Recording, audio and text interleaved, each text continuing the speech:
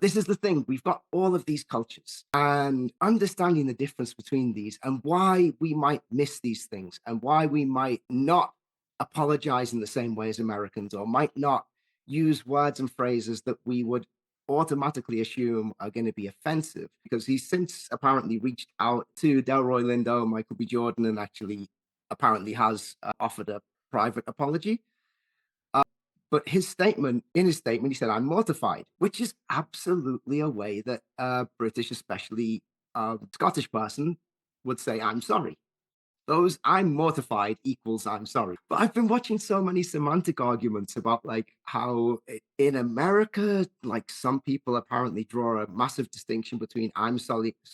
Sorry, you didn't say he's British, which so True. many people are going to say that. And so True. even for me, let's bear in mind that not only are we talking he is from the British Isles, but Scottish people don't necessarily identify as British. So let's talk about a couple of the things that number one, this week I kind of felt like British people already had a more ready understanding of Tourette's than the average American voices I was seeing and hearing on social media. And I think a big part of that is because when I was a kid, I checked the dates on it, I would have been 9 years old. We had a documentary in England called John's Not Mad, of course, featuring John Davidson, the man in question himself. And he was, I believe, 15 years old at the time.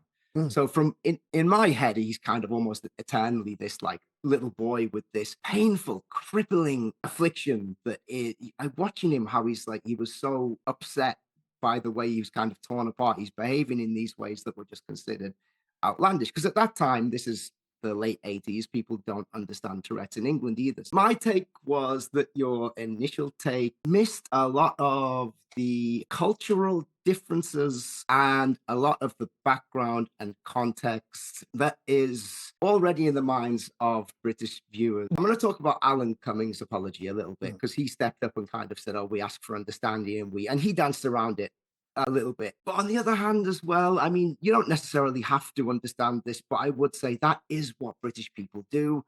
We're not good at confrontation like Americans. We Mhm. do prefer to dance around things and just avoid it, move on with the night.